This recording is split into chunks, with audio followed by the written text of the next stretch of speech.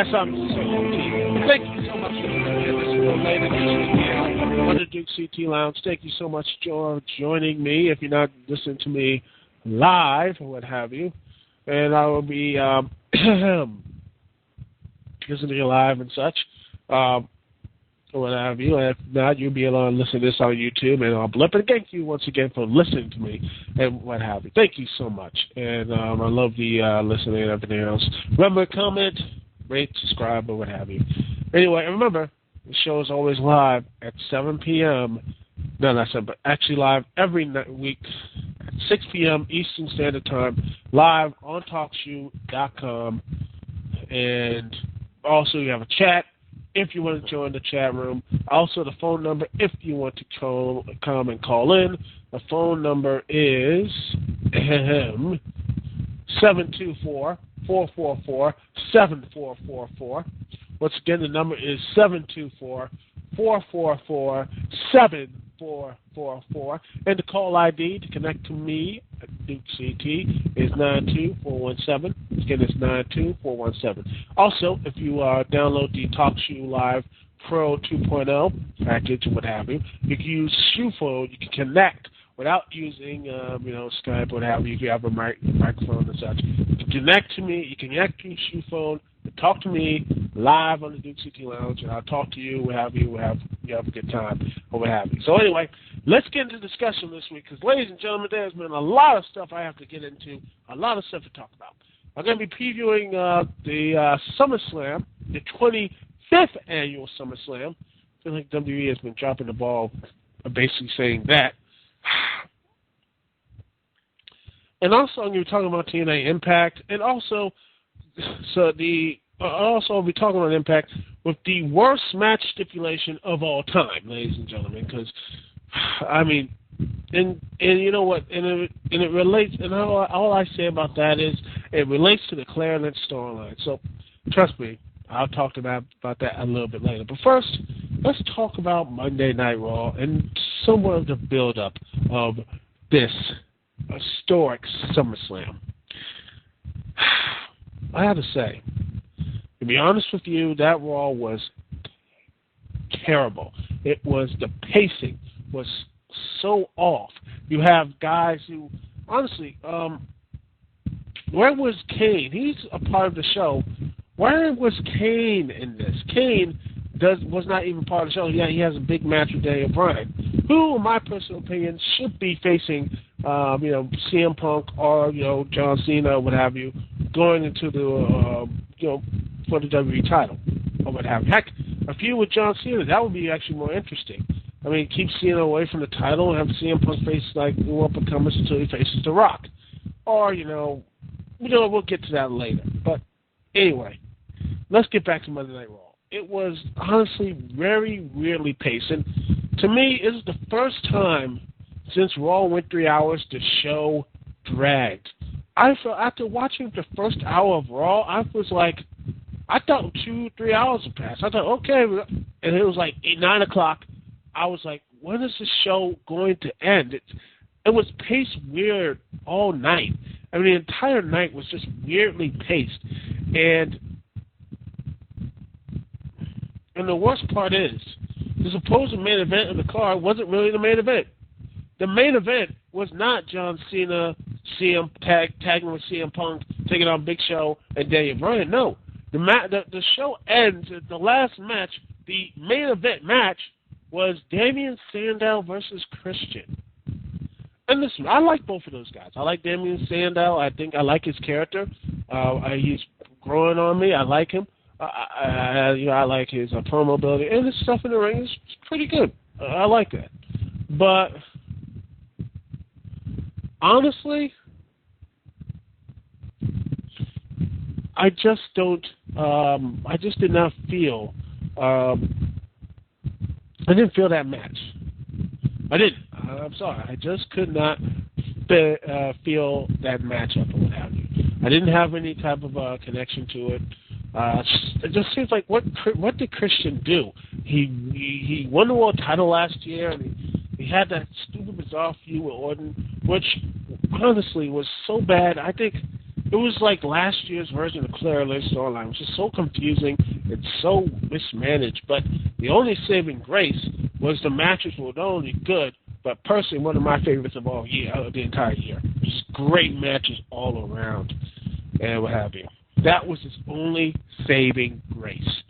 But I digress. Christian, who recently won the Intercontinental title, didn't really defend it much, but I felt like he didn't do anything with it either, and then lost the title in a very decent matchup with The Miz, and instead he's been on this jobberific duty. I don't know what happened to him. I know he's there to get the, to pass on the next generation, but I feel like it's a little too early for Sandow to be beating guys who was a former world champion, clean no less, even with the distraction of a limping Brodus Clay, which I think is the first time ever, ladies and gentlemen, that a run-in or a limp-in, as it were, did not let the face win or what have you. Christian went for a roll-up, but in the end, Damien Sandow did his neck joint and won the match. It was just weirdly awkward, and then the show really just went on this whole tear, like Triple H and Brock Lesnar, which honestly, I don't know what the whole point of this whole match is. I'm gonna be honest with you.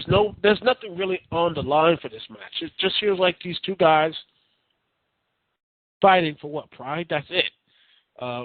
Something a little more tangible. Maybe like if Brock loses, the lawsuits go away. How's that? I mean, I know it's silly, but at least it's something. Triple H just has no real. I mean, it's just like, yeah, Triple H. Like the way the whole mismanage of Brock Lesnar. Brock Lesnar being mismanaged as such.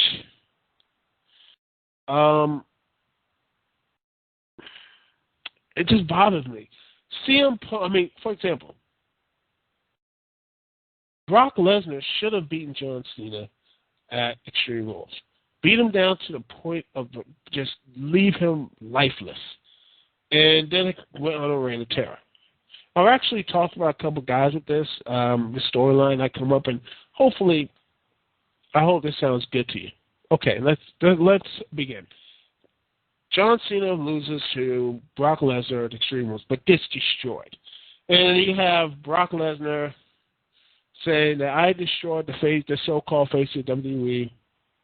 I destroyed him, and I am going to, I'm going to take a long vacation, what have you. But I will have my WWE Championship match at SummerSlam, and I will become your new WWE Champion. So whoever the WWE Champion is, you better be ready by SummerSlam. Yeah, then you have CM Punk defend all the championships or what have you. And then at the end of, say, No Way Out or what have you, the pay-per-view before, or no, screw that. At the end of Raw 1000, Brock Lesnar comes back, hits an F5 on CM Punk and posts him with the WWE title, saying, "You're next, Punk," or what have you.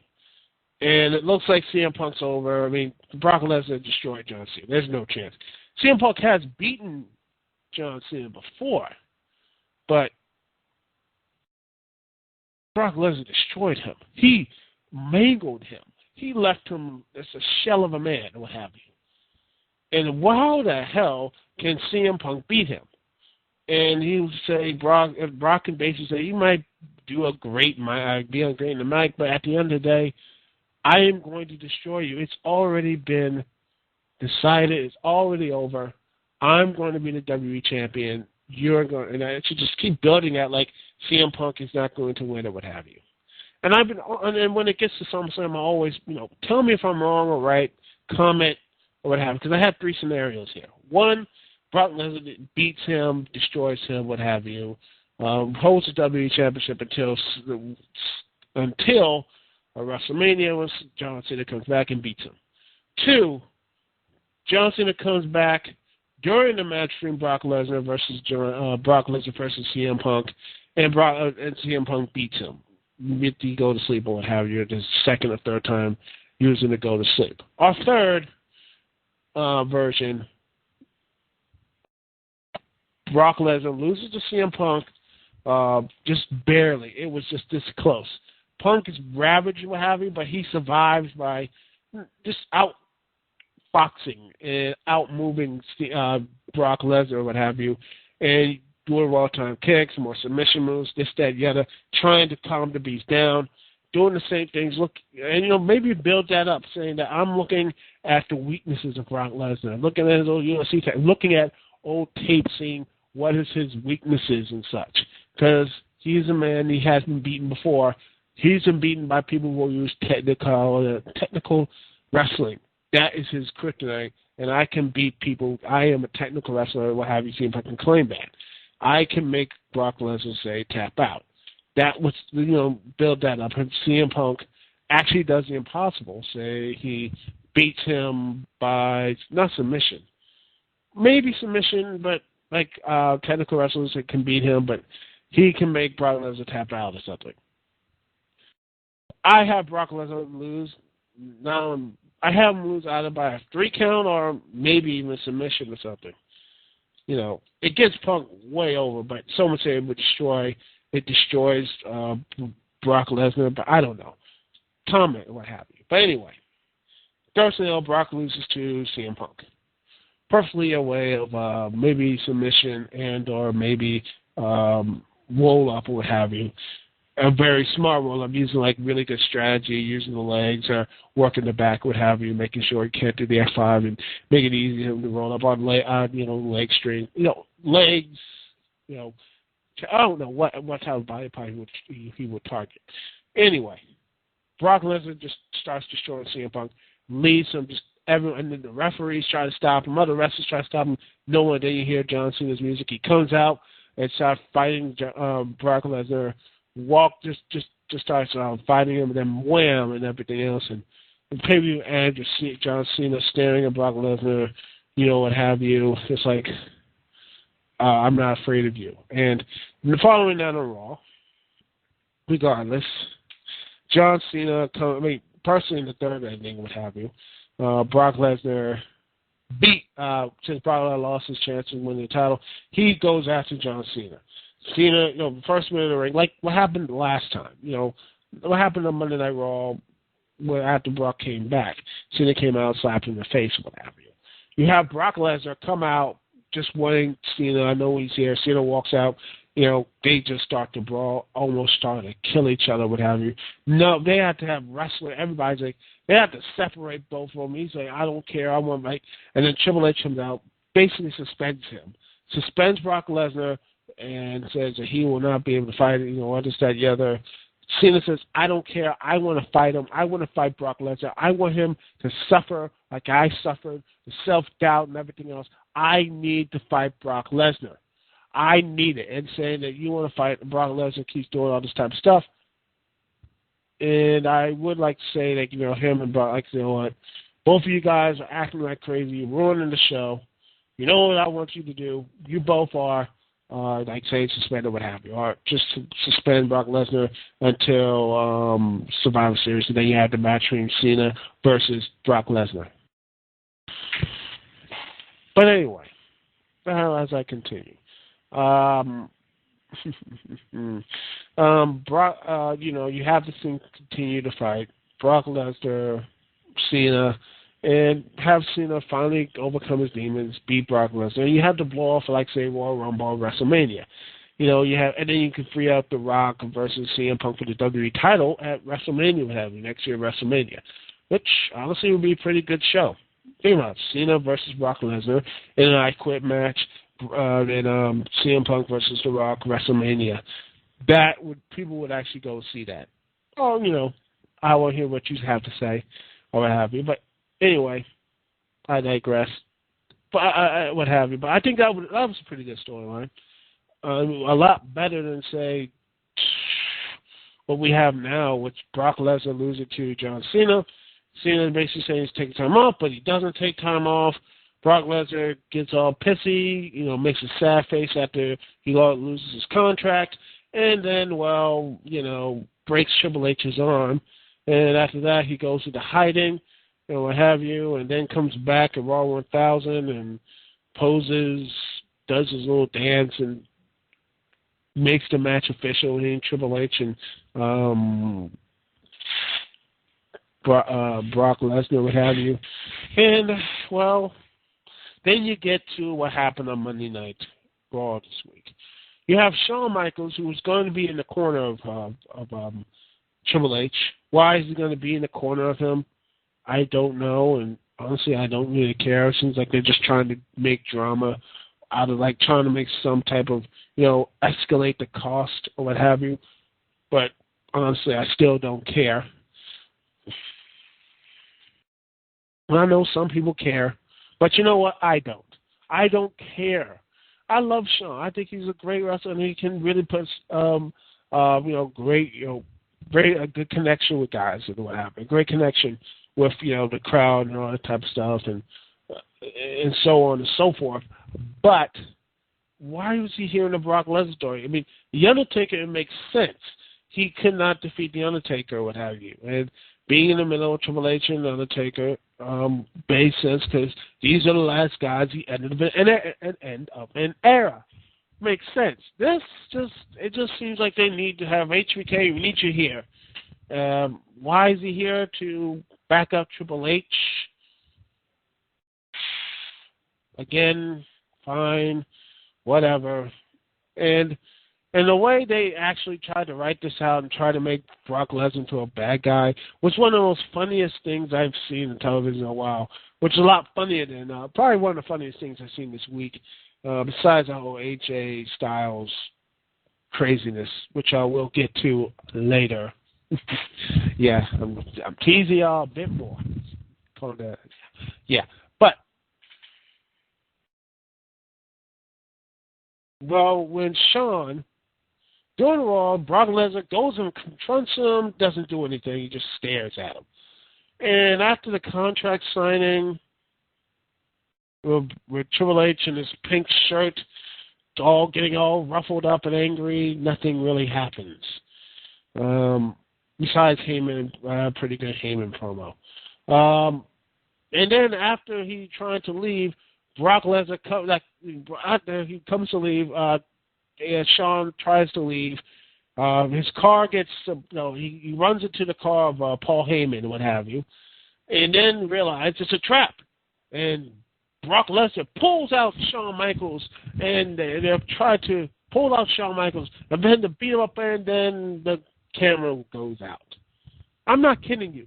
The camera goes out, and all we hear is just bam, bam, bam, like, get him, Brock, get him, get him. Get him! Get him! Heyman screaming, get him to Brock Lesnar, and Shawn screaming, and supposedly just, that's Shawn Michaels, what have you.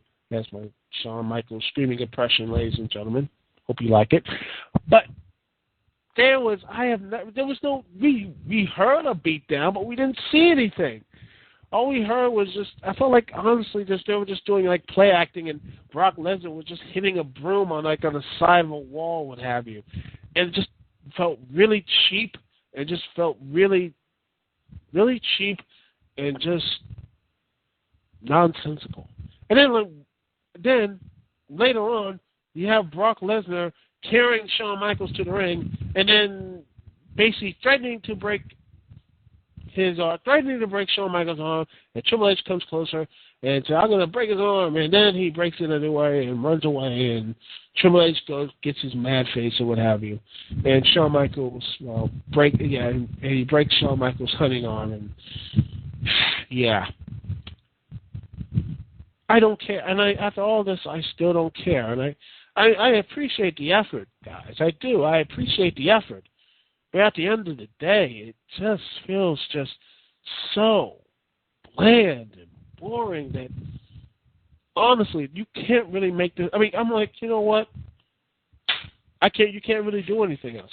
It's just like the WWE just doesn't really care. And they just like, we'll just fix him. Well, don't worry. Who cares? Like, it's Brock Lesnar. They'll still show up. Yuck, yuck, yuck. Or what have you. Fine, but I don't know. I feel like they really are misusing him. Anyway, we'll be taking a little break. I'll be right back right after this, and we're going to get into that crazy storyline, with that Claire Lynch storyline, match stipulation, that what happened on Impact. We'll be right back right after this here on the Dukect Lounge.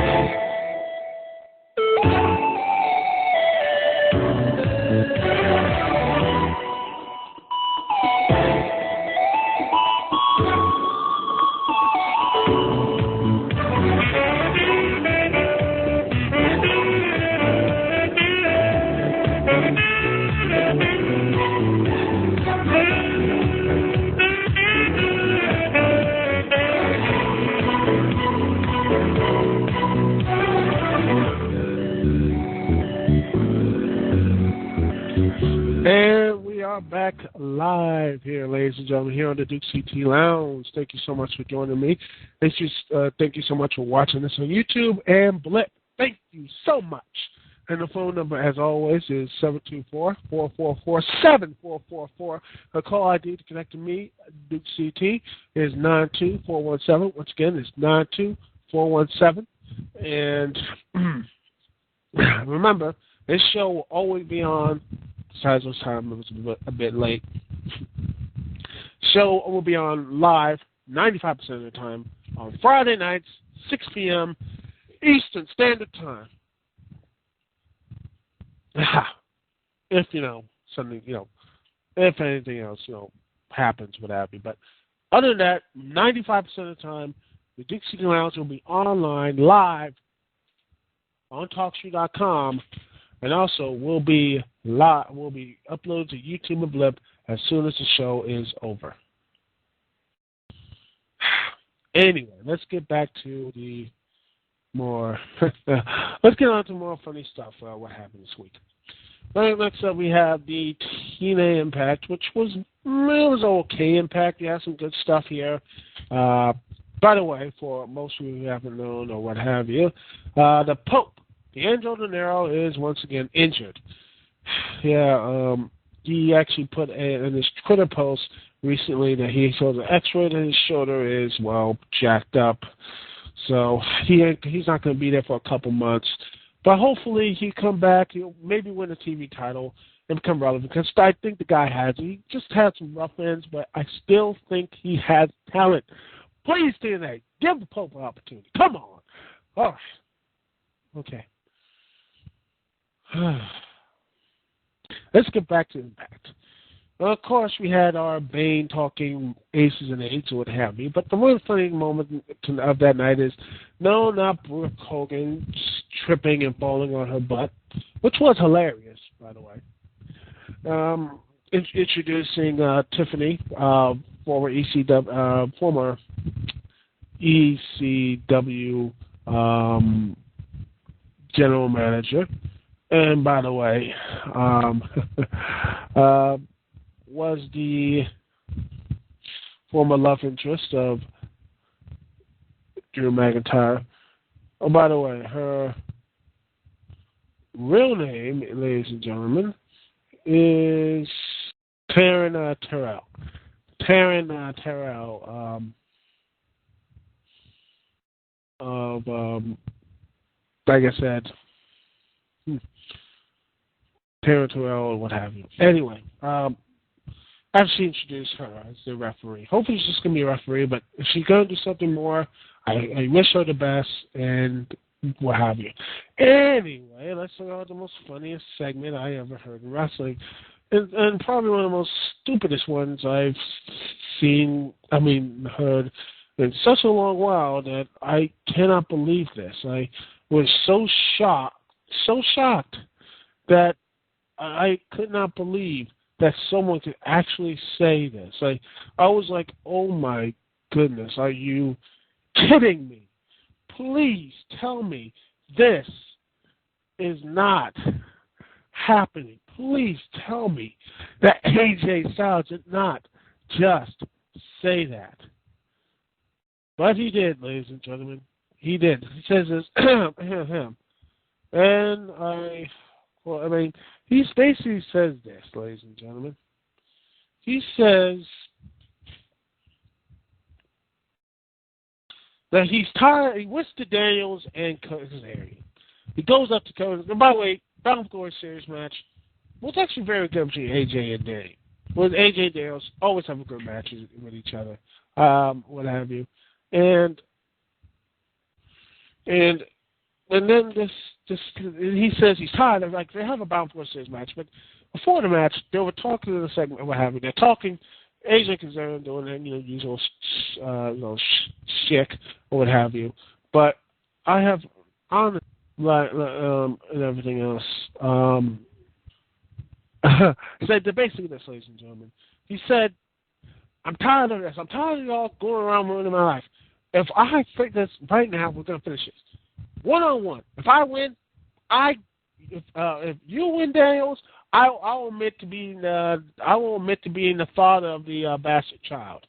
The whole Claire Lynch storyline. Which, by the way, the Claire Lynch storyline is still going on in active. I just say this, like, if you win, Daniels, I'll admit to being the bastard's dad, what have you. But if he says this blew my mind, ladies and gentlemen. What AJ said, I was like, I did not know what to say when he said this. He said, when I win, though, I get myself a paternity test next week. I was like, what?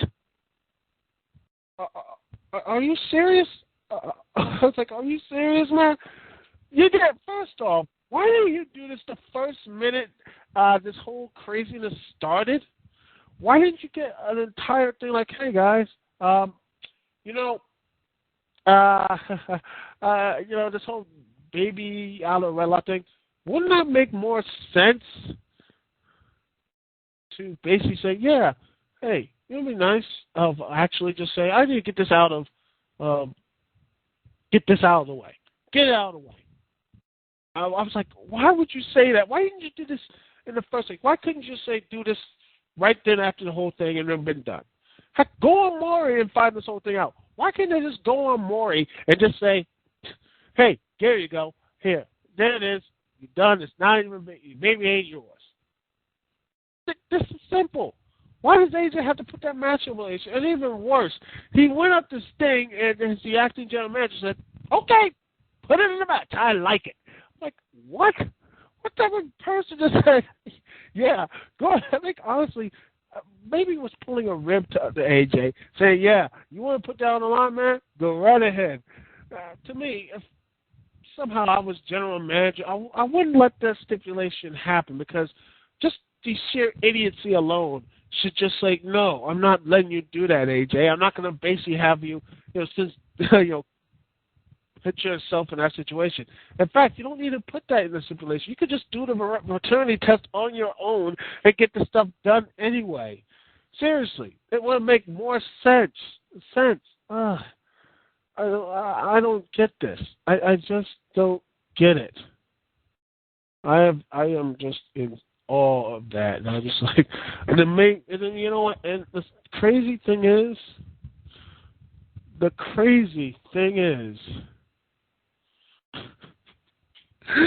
that thing alone has made this storyline actually. Maybe the writers knew that this storyline went off the rails to the serious stuff, because Daniels and Kazan has actually made this storyline at least somewhat worth it.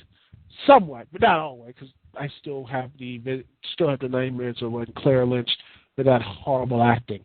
I have never seen acting this bad before in my life. And trust me, I've seen, and listen, as a pro wrestling fan, I've seen bad acting. It just, her acting. And I don't get it. I just,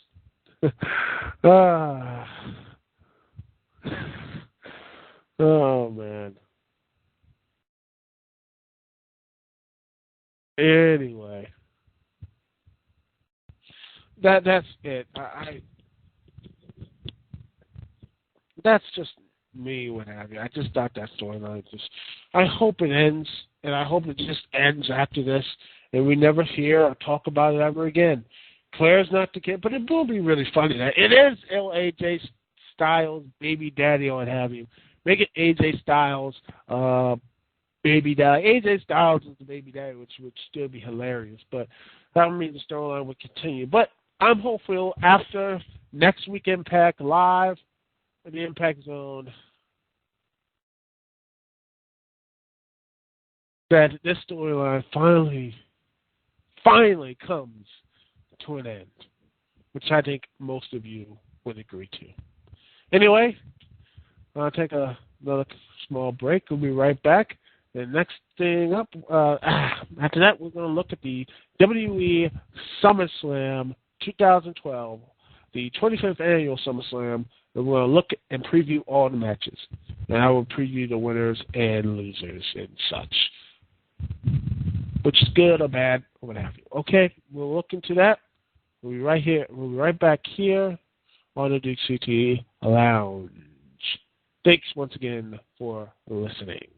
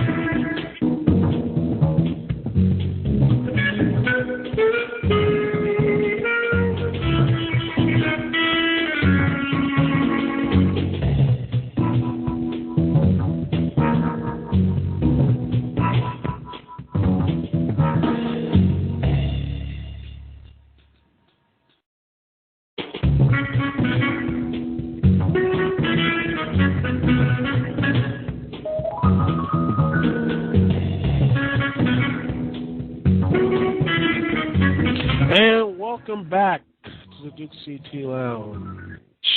Phone number is 724-444-7444.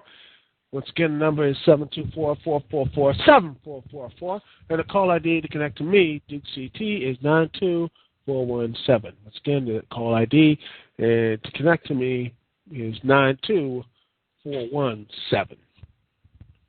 And remember, the Dukect Lounge is always live here on Fridays, 6 p.m. Eastern Standard Time on TalkShoe.com. And also will be, if you can't miss the live recordings, we'll have you on Dukect on TalkShoe Live, TalkShoe on TalkShoe.com. You can also listen to it on my YouTube and Outlook page, which you are doing right now. Anyway, let's get on to the WWE SummerSlam preview. All right. First up is the United States Championship match with the reigning United States Champion, Santino Marella, taking on the newcomer, Antonio Cesaro, in the pre-show match streamed live on WWE.com, YouTube, and Facebook. I don't really care. As don't get me wrong, I like Santino, and I do like Antonio Cesaro, a.k.a. Claudio Castagnoli. I like him, but I think he's been really not really portrayed as much. I don't think the crowd will really accept him yet. I think he comes close but loses to the Cobra here. Santino doesn't drop the title. Maybe I think he'll drop it at Night of Champions. Hopefully to maybe Cody Rhodes. That would be nice. But then again, Cody Rhodes I feel like is beyond U.S. Championship. But that's just my personal opinion. But I have Santino Marella winning. Next up is Kofi Kingston and R-Truth with Little Jimmy until somewhere, taking on the primetime players, Titus O'Neil and Darren Young, without AW. But anyway, taking on with the tag team belts. I'm sorry. Again, if the WWE is actually serious and rebuilding the tag division, which I'm hopefully applauding that what Triple H will do, will bring those titles back, but the tag team division up to where it used to be, right around where the world title was, world titles and what have you. Can he change the look of it? I'm sorry. I don't care how much times you shine them up and everything else.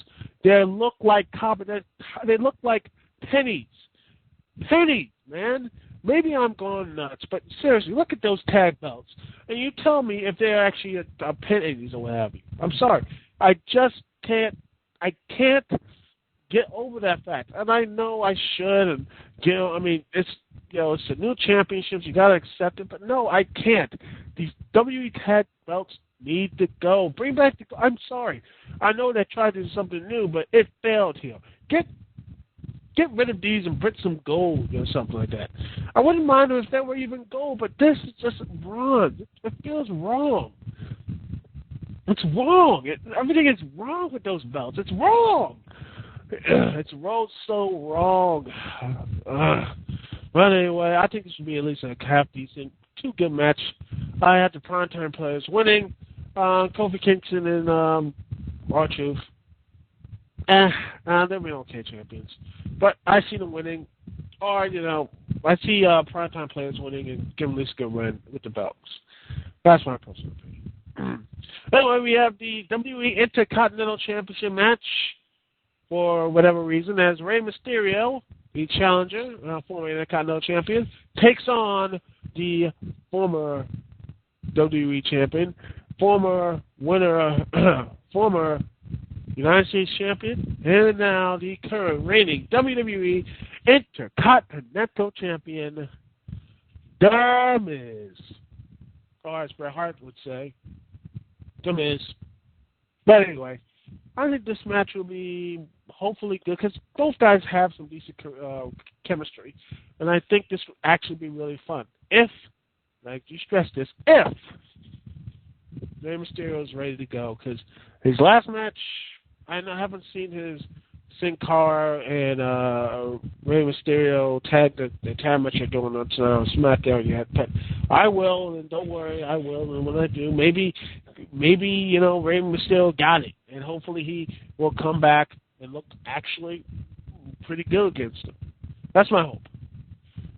But honestly, I have the Miz retaining here. No reason why Rey Mysterio needs to get the Intercontinental title. No reason at all. Next up is a grudge match as Kane takes on the man with the yes, no, I don't know, whatever catchphrase he has. It's still over with the crowd, Daniel Bryan. I have Daniel Bryan probably losing to Kane, then Charlie Sheen comes out and punches him in the face, what have you, and screams yes, yes, yes, yes, and mocks him anymore. Mocks Daniel Bryan, anymore. I don't see Daniel Bryan winning this match, but I do. But you know what? I'm happy Daniel Bryan is actually getting some, face time. Getting over with the fans. And his last SummerSlam, actually he had been a part of two really good matches. The multi-man match with Nexus, the elimination tag with him, with Team WWE and the Nexus, him and Ray Barrett. I'm hopeful that these two will at least a half decent match, but I have King winning. And then you have Y2J, Chris Jericho taking on Dolph Ziggler, Mr. Money in the Bank, Dolph Ziggler. I think this will be a very good match. I think this might be match of the night. I think this is going to be really fun. I do see Jericho picking up the. I don't know. I honestly would not be surprised if either of these guys win. But I have a feeling Chris Jericho picks up the victory. But Dolph Ziggler does not go home unhappy. Next up, we have the grudge match as the Game, Triple H versus Brock Lesnar. I already said earlier what I think about this, but I'll say this again in the short version. I honestly don't care for either guy. I just don't want to see Triple H or Brock Lesnar at this point. It's a shame because I do like Brock Lesnar. I do like Triple H, but at this point, I just don't care. I really don't care. I wish Brock Lesnar was doing something more interesting than just being, playing to Triple H's ego. Seriously, $5 million, and this is what they do with them. They pay Brock Lesnar $5 million to do this. Just fart around and basically do nothing. I don't know. It boggles my mind. Anyway, next up, you have the World Heavyweight Championship. The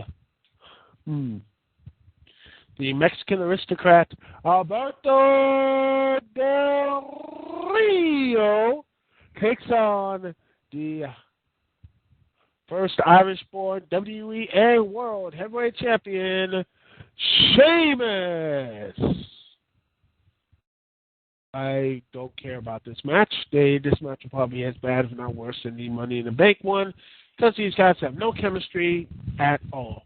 And, well, here's hoping that after the match, I hope after the match, Dolph Ziggler comes out, beats Sheamus in the ring, 1, 2, 3, and, well, gets the World Heavyweight Championship and moving on. That would be pretty cool. Next up, and as our last main event, I think, we don't know, it's going to probably be maybe Triple H, Brock Lesnar, but honestly, I would like the WWE title be the main event, but I wouldn't be surprised it won't be. As CM Punk defends his WWE Championship against John Cena and Big Show. Funny enough, here's something interesting trivia.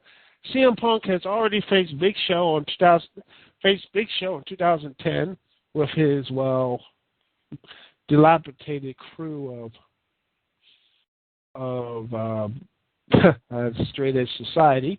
They all got jobbed. As we're taking on the Big Show. And then you have, John Cena with his epic match from last year. My hope is actually the match will be at least semi-decent because I hope John Cena and CM Punk have great chemistry with each other, and these guys know what they do. They are great in the ring. Big Show, I saw that match on Monday Night Raw. I'm sorry they have no chemistry with each other. They barely, if not have all chemistry. The match slows down. I'm sorry. I like Big Show. I do. I think he's really talented. But he does not fit with this match. I'm sorry. It's just going to be a really heavy chain around both of these guys, meaning Cena and Punk. I'm sorry, but I just don't think he's just going to be more of a hindrance more than a help in this match, which I hate to say this because let's all be honest here. That is something that you don't want. You don't want someone to be a hindrance. You don't want someone to be a hindrance in matches like this. Anyway, I have CM Punk winning, and I think it's going to be halfway decent. Anyway, overall, I don't really care for SummerSlam. I'm going to watch it. Not buy it, but watch it. But I just feel like, honestly, a 25th anniversary show, I feel like it should be more, you know? And not because it has a performance with Kevin Rudolph in it, which, I don't know, just wastes more time. I didn't mind CeeLo last year, but that's just me. Anyway, that's all I have to say here. Thank you so much for listening to me, rant and rave. Thank you so much. This is Duke CT here. Peace and love. I'll see y'all when I see y'all next week, 6 p.m. Eastern Standard Time. Later.